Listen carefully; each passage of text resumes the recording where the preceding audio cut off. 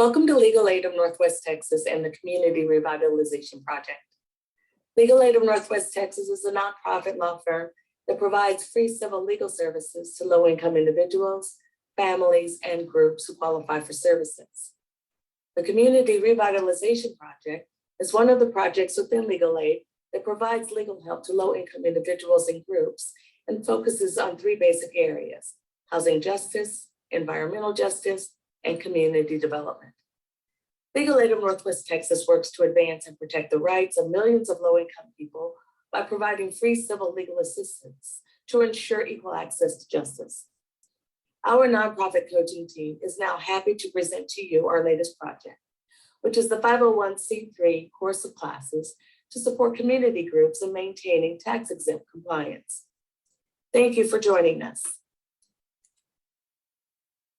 Thank you, Rosetta. Okay. The purpose of our getting together today is to discuss things that, at minimum, an organization should be aware of and actively working to improve for the duration of the nonprofit. These are, fiduciary duty. We're going to be talking about officers and directors, and we're going to be talking about an executive committee. And so what all these parts are. We're going to ask Nancy to give us the first session, talk to us a little bit about fiduciary duty. Then we're going to ask a question of one of you. Rose Brazil has volunteered to give us a story that is ongoing, and I think it's worth your time listening to it because it'll encourage you and hopefully give you great ideas for this kind of work. So Nancy, this is your session, if you will take it over. I have it open here on the side so I can just kind of walk folks through it. Really, The thing to think about for fiduciary duty is you have three main obligations as an officer or member of the board of directors of a charitable organization, right? And these three kind of duties, in summary, are the duty of care, the duty of loyalty, and the duty of obedience. And this is basically saying that when you're a board member or officer, board member of an organization, you're going to put the interests of the charitable organization first when dealing with the business of the charitable organization. And you're going to avoid practices that would suggest self-dealing, right? Or putting your personal interest first. So let's just kind of walk through this. I think folks can see it here. The duty of care: board members actively participate in governance and oversight of the organization's activities. So your nonprofit organization has a set of bylaws, right? Which are basically like the operating instructions for your organization.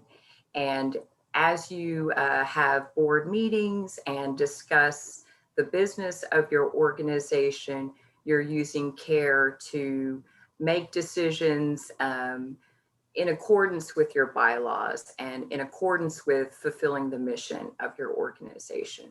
So you're taking care to put the needs and priorities of the organization first by preparing for the meetings, reviewing the agendas ahead of time, conducting decisions, conducting votes as needed, and recording those activities in your minutes, for example. You're also taking a duty of care by making sure your federal and state filing requirements are being met, and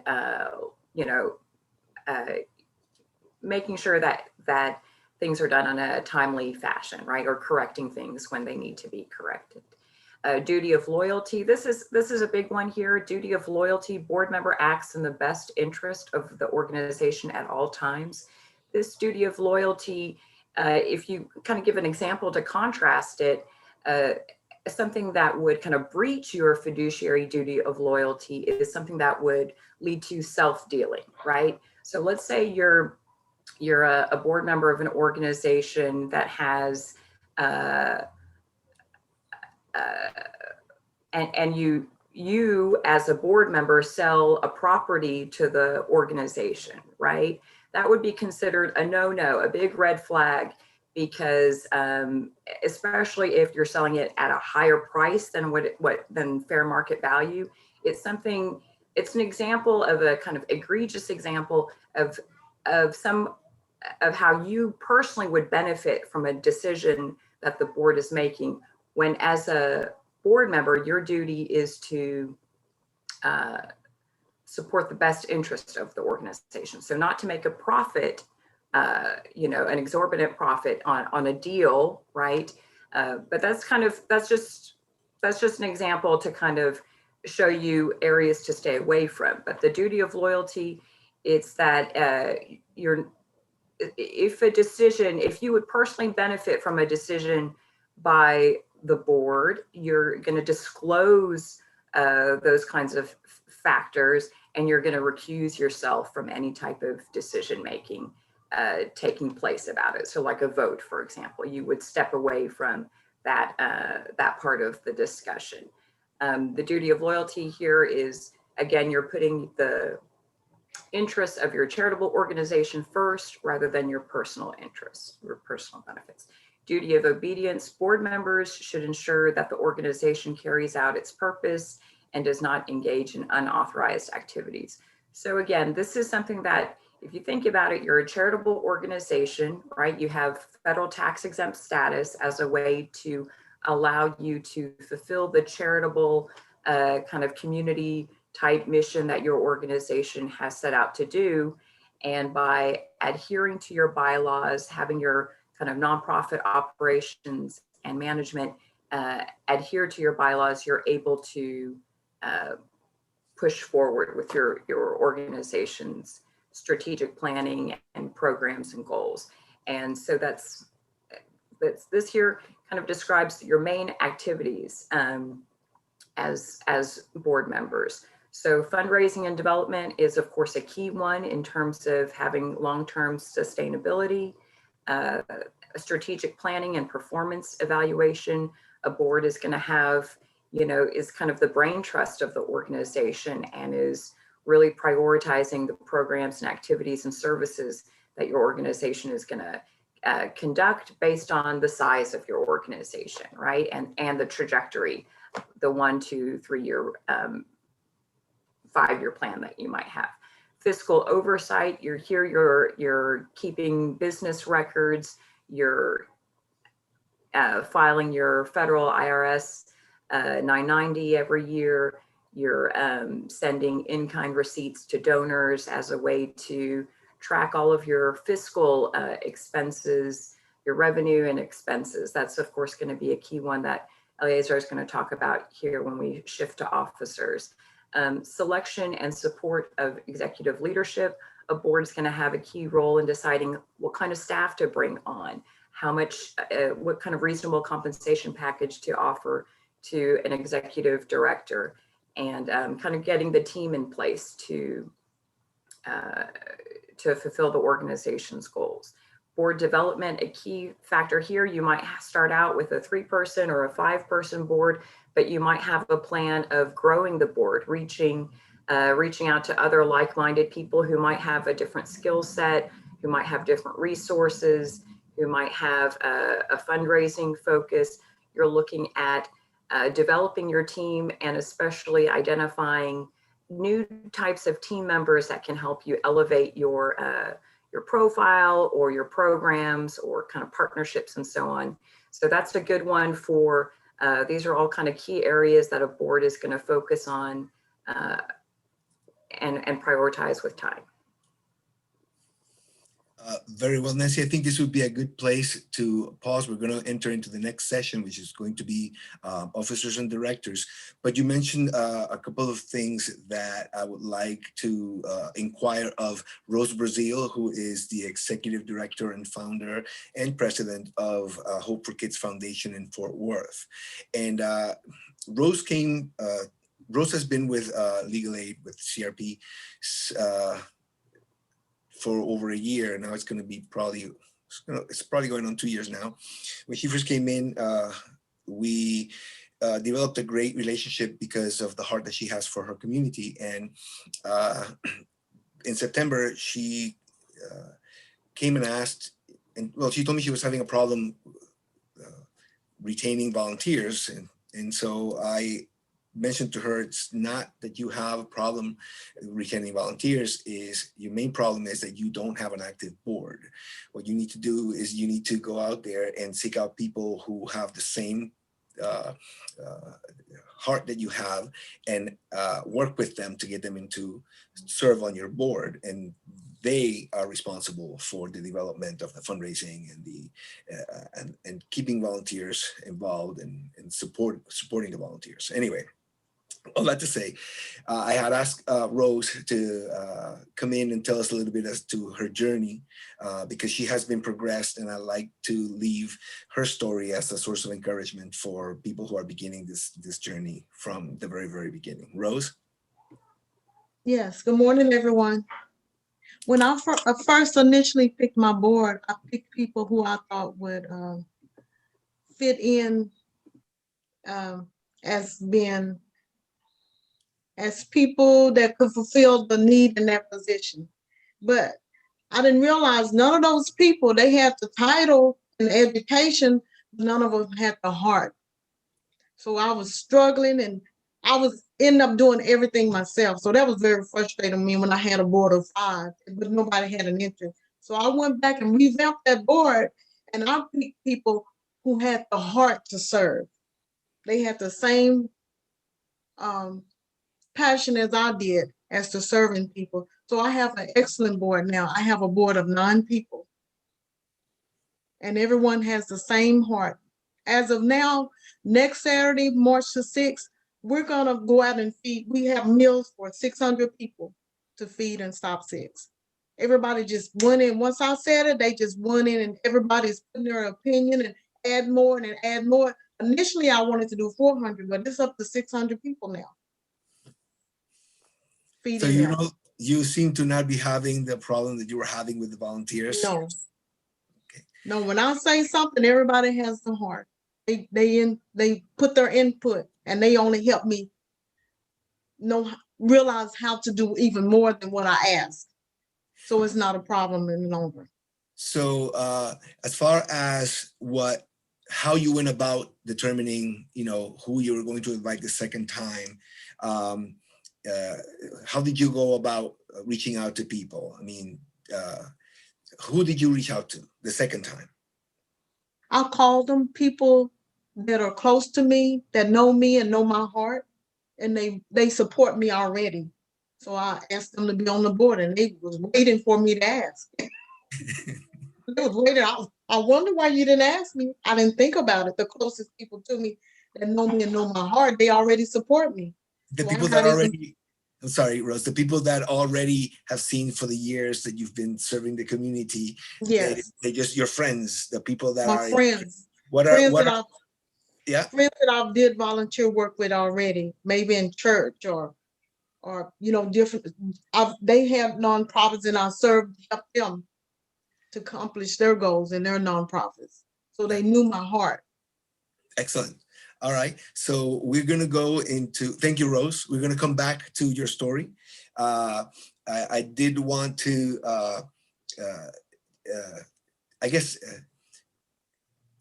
share that Rose has had a very difficult time reaching out, but then once she did, what's happening now is something that has taken a lot of preparation.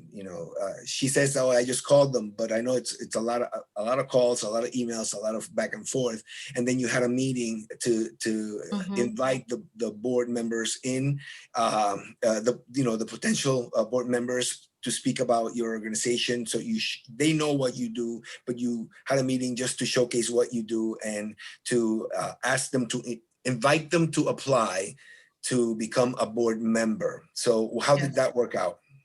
Everyone filled out an application. They had no problem doing that. So everyone filled out an application, and just last week I sent them an acceptance letter, an honorable letter to each one of my board members, and I put it in a tube.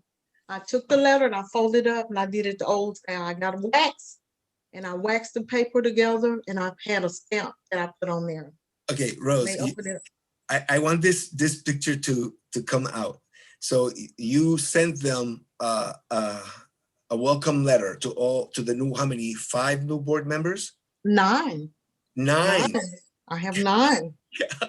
Okay. So you put the letter in a tube. Explain that, because somebody who might not have been listening maybe missed it. You put a letter in a tube. What's wrong with that picture? I wanted it to be extra special to them. I So- want them to know their worth to me. So just how did you just describe the letter that you sent them? I guess that's a better way to ask.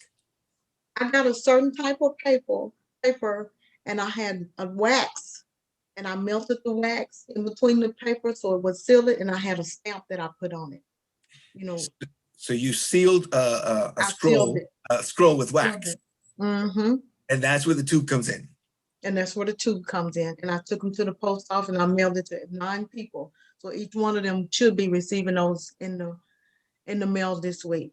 And I also kept one that I'm gonna send them that they can put it in a frame if they want to. I'm And sorry, it says- you cut off a little. The last thing you said was what? I also have one that I'm gonna send with as a packet in their packet. When I finish, I'm gonna send them a packet with everything. And I have a letter that they can also put in a frame if they want to. Okay, wonderful. So you made it special. You made the onboarding Yeah. special. Yes. Okay, I want to hear what happens when the first person calls you and says, what were you thinking? This is wonderful, or whatever. That's really a nice way to honor the people and let them know, I am honoring you because of the position that you hold as an officer. And so I think that elevates the expectation on the entire group. So I'm very excited. And each letter says, it starts off as Honorable Director Campbell. That's his name. It says, we are happy to extend the heartfelt welcome. And it goes on and it's a whole letter. And at the end, it's thanking them again for their service. Wonderful. That's wonderful. Thank you for sharing that, Rose. Okay. You're welcome. Nancy had a technical difficulty. She's coming back on. This session is going on discussing the officers and the directors, and I'm going to ask our very own Sam Prince to talk about this segment. So board members have several duties to the nonprofit that they're obligated to carry out. They have legal and fiduciary duties, which we've just discussed. They hire and set compensation for management and staff. They advance the mission of the organization, and that means that they promote the organization wherever they can, that they work when the board is talking about planning the future activities of the organization, that they work wherever possible to use their talents to improve the that's better. They use their talents to improve whatever planning is going on within the organization. They, as they're reviewing the practices of the organization, it's their obligation to use whatever they know to make sure that the best governance practices are there, and they observe what the organization is doing and contribute in the form of comments or criticism wherever necessary to maintain the best governance practice of the organization. And then in the community, they become active advocates for the organization and its mission. They work with other board members to develop the board so that it functions as effectively as possible. They serve on committees, and they not only actively contribute to the organization with their time and talents, but also funding, and they help the organization raise funds. Now, the amount that they personally contribute, whatever that contribution is not as important as the fact that they make a contribution. So it's important to note that some board members may not have the capacity to give great deals of money, but they're still obligated to make a contribution of something, even if it's only $1. Board members review agendas and minutes to make certain that they're accurate and that they reflect the discussions of the board as they had taken place. And they plan for leadership within the organization so that throughout the organization's functioning, there will always be capable, qualified, talented leadership that will lead the organization into the future. Did I miss anything? No, you covered all of them. I appreciated the input on the time and talent and treasure that a board member should be bringing into the organization. And I do appreciate you specifying that it doesn't matter if it's $1, but the board members should be contributing from their treasure as best as they can, showing that they want this thing to succeed. A question for you, Sam, on the board development, on the committees. What do you suppose is the top committees that an organization that's starting should be looking into? I mean, we could just come up with a whole list, but if I'm just starting, I have a board, the only way to get them moving is by putting them in a committee so that they can meet on their own and do whatever they're going to do and come up with some action. What would you say is that should be at the top of the committee list? Strategic planning, fundraising, board development, Okay. and can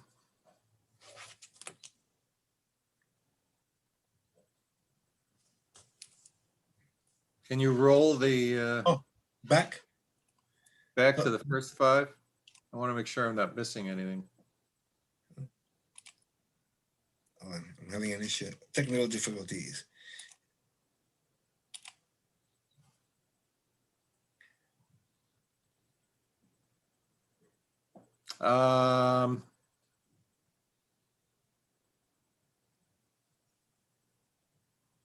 Governance, I guess. Yeah, you did mention that one, and it's important that the governance be definitely you need governance, you need fundraising, and you need to have a plan. So I tend to agree with the way that you've organized those. Now, again, I always say the organization should start from where they are. You can't, of course, you cannot set up committees until you have a robust set of volunteers or board members. You can't get into that. So you should have a plan, at least 1, 2, 3, A, B, C, from where you are today to where you want to go. I'm gonna then go forward to the 7 and the executive committee. Before I enter here, I wanted to ask, does anybody have any questions on any of the topics that we've discussed before? I meant to ask before, but I've been handling the technical part as well, so I am a little bit off. Does anybody have any questions on anything that we've discussed so far? Don't all speak at once. My name is Regine Green, and I am the executive Director for Positive Reflection Ministries. And I do have a question for Rose. I'm sorry, I have a difficulty hearing Ms. Green. Me too. See if I can turn my volume up. Yes. Thank you. That's good. That's better? Yeah. that's Absolutely. Oh, I don't know what I did, but okay. Yeah. I'm not too savvy with this, but I'll just raise my voice. I have a question, and I don't know if this is the platform to discuss it, but it's in reference to Ms. Rose's situation where she obtained a new board, but how do you dismiss your other board? I mean, before you get a new board. So that would be a topic of interest that for me is the process for that and the legalities around it. But I don't know if we can discuss it on this platform. So if not, then Ms. Rose, you and I, if you don't mind, we can exchange information at some point, some kind of way, get our Okay. I would like to ask Rose, because she has a specific situation that happened. So Rose, what she's saying is, if you need to replace the board, how do you get rid of the one that you have? It's sort of that kind of a situation. If everybody that's there is not really doing their job. What was your situation? Then we'll ask Sam to chime in and Nancy to chime in as Well, yes. I have a question that's kind of similar to that. Not just pertaining to the board members, but what if it's just the regular officers in the formation of the business and you're still new, but you know that some of them just needs to go because you see already that it's not going through. So it's not, for my question is a little bit broader. The board plus members, how do you go about taking off those names or whatever legally? Okay, it's all related. I'm gonna ask Rose to tell me what her story was that brought her to need to pursue. How did that develop that you needed a new board? How is the old board no longer on your roster? And then Sam. One thing I realized that I asked Eliezer, what could I do? So I realized you can change, you have the right to change your board members every year. You can do that. I never set a set where you can be here 5 years. I never did that with the first board because I didn't know. So what I did was I replaced them and then I sent them a letter telling them and they could apply again later if they want to. Okay, now your board was not meeting, was not doing anything. They were not supporting, right? No, they wasn't doing anything. So yeah, so that was the situation.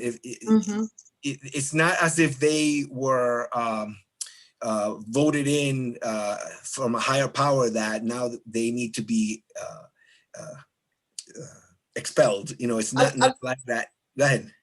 What I did a lot of times when you start your nonprofit or you know that you need these people. So I knew I need these people to start my nonprofit. So that's, Rose, that's how they got the payment. I'm sorry, Rose, you broke off a little. Could you repeat the last thing you said? When you start your nonprofit, it's a requirement that you have these people. So that's how I came about picking them. So I tried to pick the people that I felt like would best fit their position. Right, but when they didn't have the time or investment into the organization, then what was left was pretty much you, as I understand it.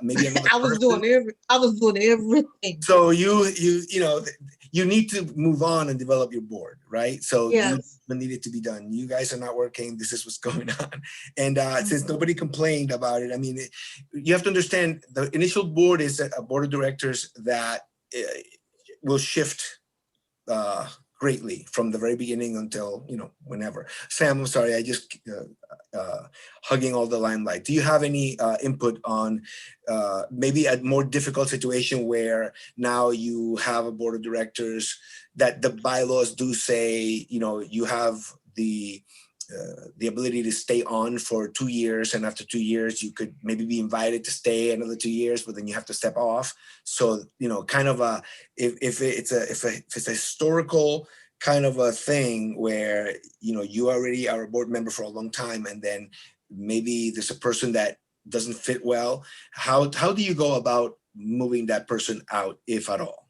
If this is sort of like on the Regine, is that how you pronounce your name, Regine? More on her question. Is that more like if there's a person there that shouldn't be there, how can we legally, under the regulations, go ahead and get them moved?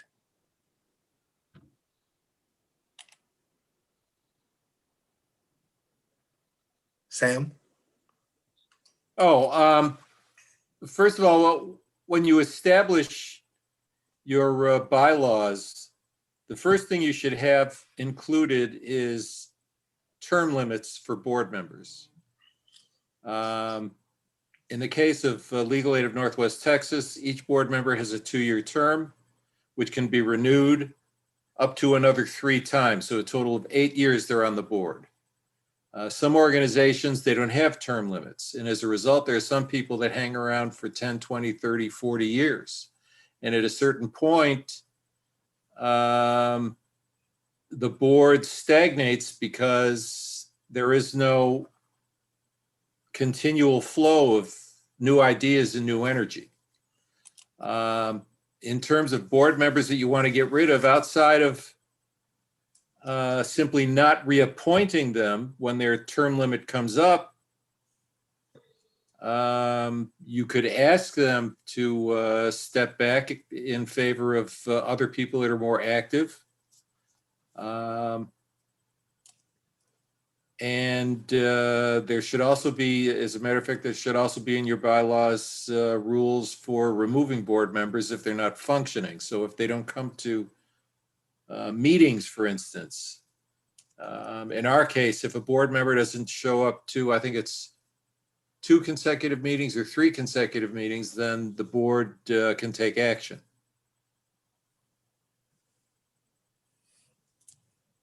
Very good. I have a question just to kind of piggyback off of Ms. Green's question and in response to your response, Sam. So for instance, if that's the case, if you were to go through, say, removing the board, is that something that the board would need to vote on? Or if you, as the founder of the organization, decided to remove the board and you didn't do so at the time that like board renewal time came up, are there any type of legalities or backlash that you could face as a founder, as a nonprofit organization?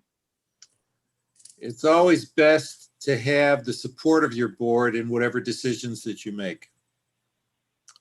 And there are certain circumstances where an executive director taking an action to remove a board member might be considered against the organization's bylaws, or simply not a good practice.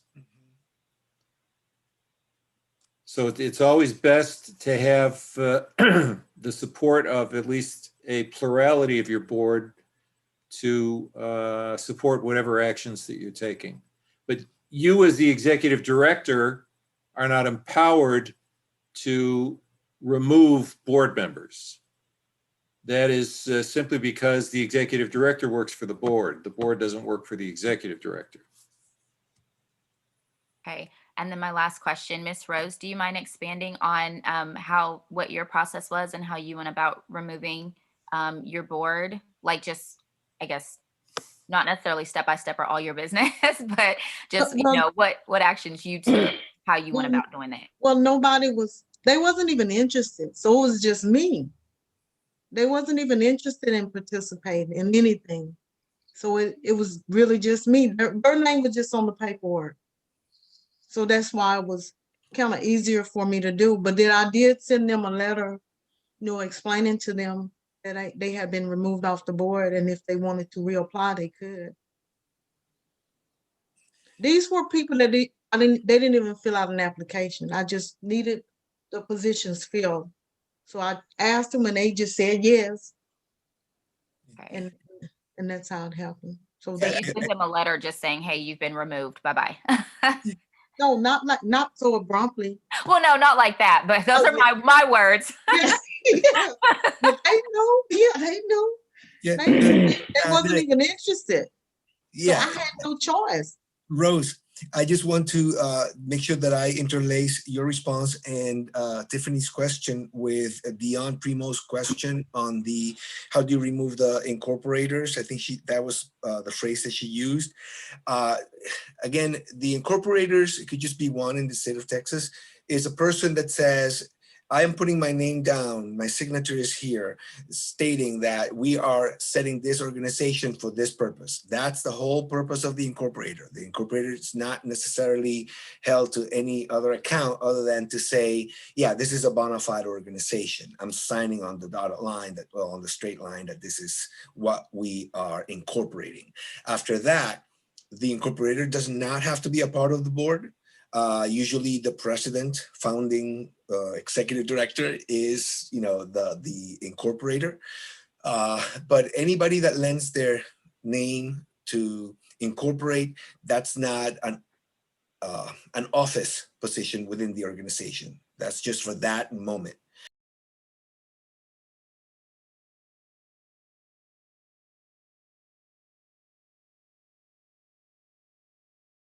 The initial board of directors is people who say, yeah, I'll be a treasurer, I'll be a secretary.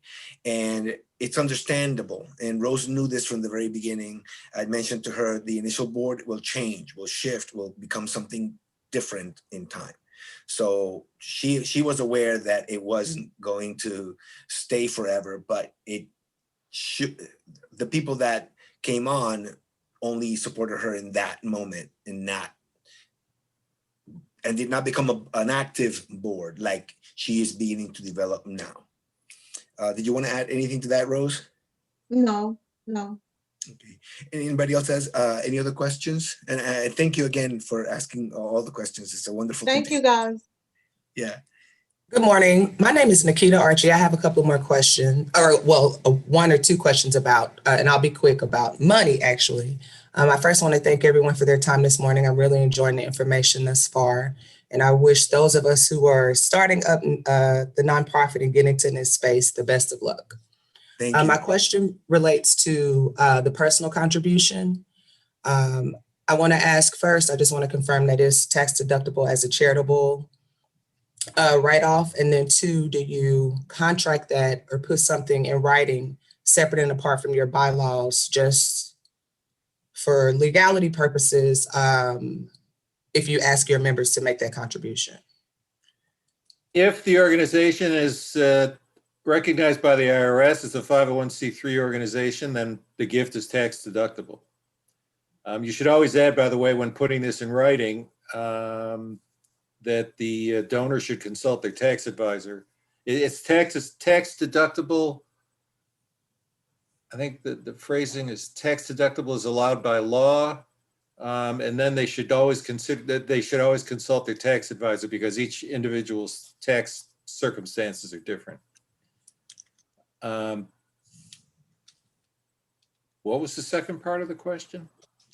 Someone answered about putting it in writing. Putting something in writing if it's required or if it's just a contribution.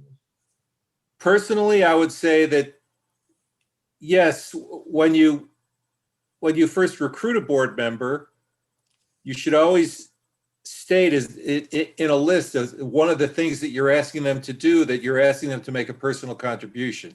You should make it clear, by the way, that the personal contribution depends on their personal circumstances, but everyone is required to make a personal financial contribution of some kind. That's always best. A lot of organizations don't necessarily do that. And as a result, somewhere around December 30th, we scramble to make sure that every board member is accounted for so that in the next year, when we ask foundations for money, we can say the organization is supported 100% by its board of directors. Understood. Thank you. That answers my question. Thank you. Thank you, Sam. The executive committee is basically, hold on a second. The executive committee is basically the president, the treasurer, and the secretary. So an executive committee includes the board's officers. If you have a vice president, you can have him there. So the reason why you want to have these individuals on a committee, and it's called the executive committee, is because they are the executives, but also it allows for the organization to have more focused meetings. The executive committee's purpose is to set up the agenda so that the meetings don't get bogged down. As you can see here, the board of directors has the fundamental responsibility of providing oversight for the fulfillment of its mission to the benefit of the community, which is what Sam was speaking about before on the core duties. The board sets the direction for the agency, provides financial oversight, establishes policy, and supports the agency's generation of adequate resources to carry out its mission. So the board meetings, we're going to get into, the things that you bring into the board meeting to have a proper meeting. But the board meeting should be all about keeping the momentum, keeping the focus and the growth of the organization. And you do this governing by the bylaws, which basically tells you everything that you need to know as to how the organization is going to vote, what quorum is, when the meetings are, how they're supposed to be run, all these little bits of detail. The more the board of directors understands and is familiar with the bylaws, the better meetings the organization will have. If you have people who have never read the bylaws for the organization, they may come in and try to make a motion for something that's clearly not there. You can't do that because XYZ. The stronger the higher the awareness of the executive director of what the bylaws contain, the better able they are to make sure that the meeting is not steered away from whatever purpose. Okay. The executive committee's role and responsibilities. So again, the executive committee is like the top tier of the board membership. The board of directors of a nonprofit is basically, you have the executive committee and then everybody else is a director. It could be a director like Sam, director of development. It could be a director of, an audit, the audit committee, something like that. So you have all of these different committees and people from the board of directors that are filling them in. The executive committee is the top committee of the organization. Its purpose is, again, to focus and nurture and move the organization and the membership towards the outcome, the mission, whatever it is that they decided that they're going to do. And every time that they meet, it's all about the purpose. We're not going to be talking about something that's happening in another state when we're having a board meeting, when we have business to discuss that we have to vote on. You focus on the point. I mean, it could be a good story that we want to talk about, but when you are on a board of directors meeting to have business, then it's a serious matter. You need to understand where are the numbers. You need to understand why we're doing this kind of thing. So Eliezer, if I could interrupt for a minute. Always. I am the Director of Development of Legal Aid of Northwest Texas. In terms of chain of command, if I can use a military term, even though I was never in the military, I serve at the pleasure of the CEO, the Executive Director. The Executive Director serves at the pleasure of the board. Members of the Board of Directors are directors of Legal Aid of Northwest Texas, but they're not a director as I am. I direct a small function within the organization.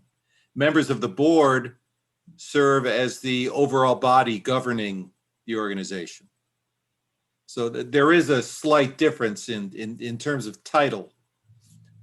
Board members that have titles are, at least on our board, are chairman, vice chairman, treasurer, secretary.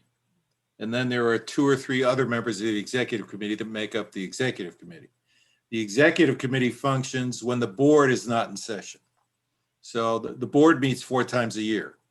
In the interim, if there's anything that needs to take place, for instance, if we're applying for a grant and we need a resolution of the board, then the executive committee will meet. They will consider supporting the particular grant application. If they do, then they'll approve the board resolution, which will be submitted with the grant application. And then when the board meets, one of the first things that they do is approve the actions of the executive committee before the board met again.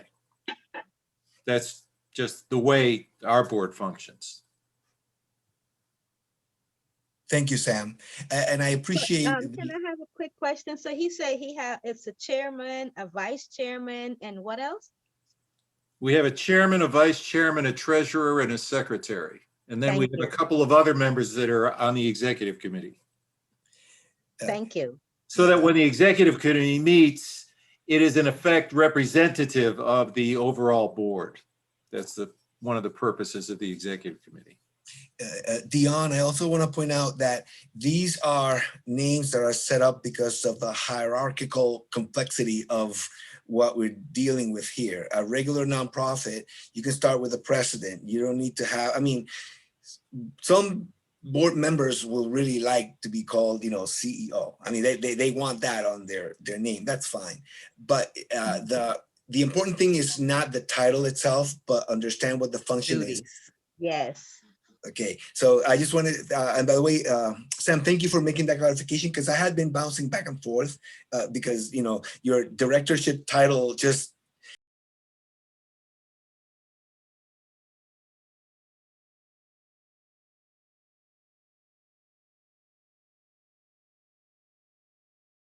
put me in awe.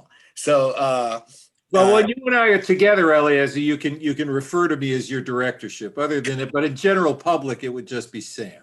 Okay, I'll do that. Rose, I know that initially you had a question, you had a concern, but you had a concern about bringing people on that were not going to be detrimental or negative for the organization. Do you want to talk a little bit as to, that concern that you had about how do I go about picking the right people? It took me a while to get my board together because I took my time.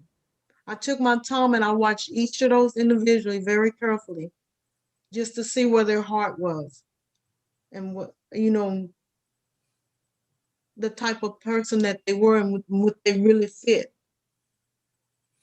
So it took me a while with each of my people. I didn't just pick them. It took me a while. Once you set up on the ones that you were going to bring them in, what are the titles now? Like, I know that you have different people that work in different places. Can you give us a little bit of the variety of the professions that are now making up your brand new board? Oh yeah. Hold on. Go ahead, Rose. I do have a vice president, and that's because I chose her to be my vice president because I've worked with her at my church, at Mega Care, which we serve other people. So I know that she's a person that will carry on the same things that I did. She has the heart.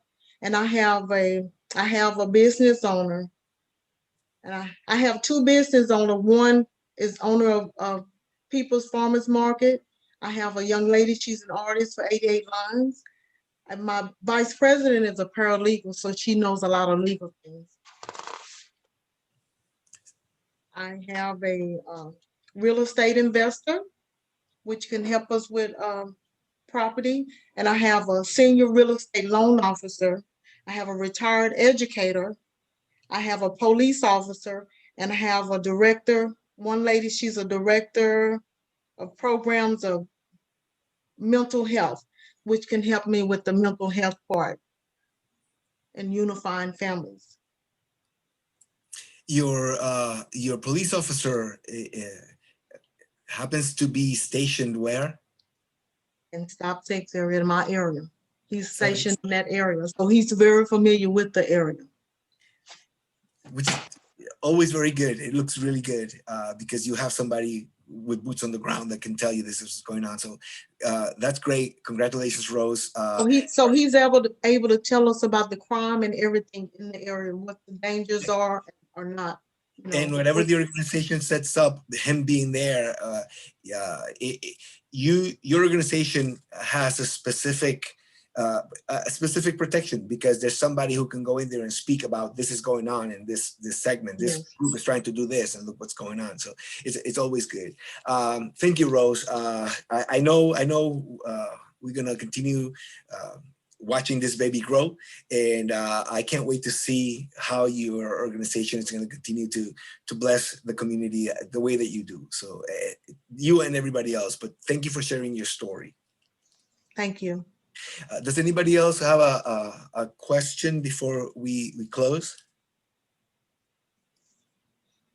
I have two questions. Okay. Just kind of in going back to the board. So the first question I have, just in the initial formation of this board, you say, for instance, have, I guess, as you mentioned before, your president, your treasurer, your vice president, and secretary. Is it, I know that the president, the treasurer, and secretary are, you know, the necessary positions in order to form that board.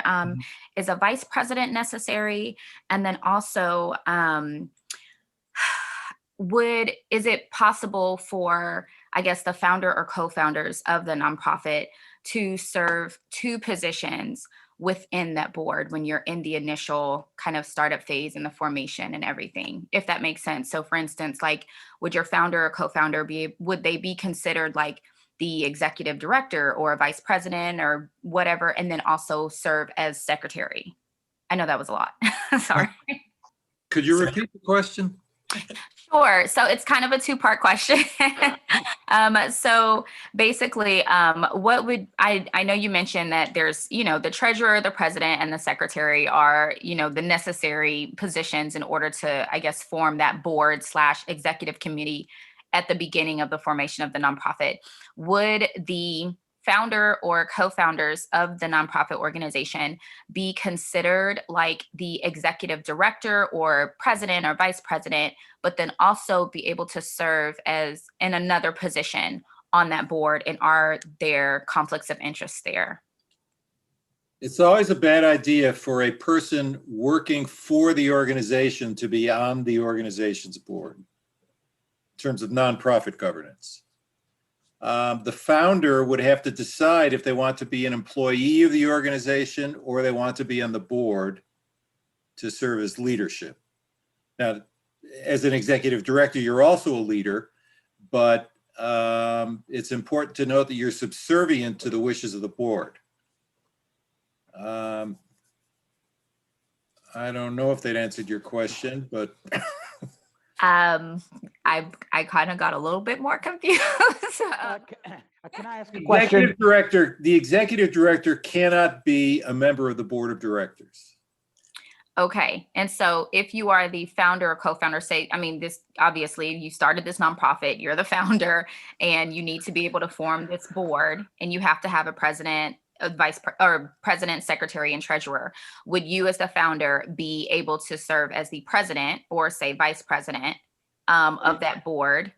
The founder could serve as any of the officers that are stipulated in the organization's bylaws. That would be fine. And in fact, I've seen founders serve in two ways. One, I've seen founders serve as executive directors working for the board, and I've seen founders serve as chairman of the board or president of the board or just a member of the board, governing the activities of the executive director. Got it. So it works either way. Okay, that's what I was asking, if there were any restrictions or any conflicts of interest in that manner. As long as the executive director is not on the board, there is no conflict of interest. Okay, and it's not necessary for there to be an actual executive director in the initial formation of it? Generally, no, but at some point, if you have employees, there has to be an employee that's in charge of all the other employees. Gotcha. Okay. Thank you, Sam. This is the conclusion of this session intended to instill capacity into grassroots nonprofits. The nonprofit coaching team would like to thank you for your presence and participation. We look forward to sharing with you in our next class. Thank you.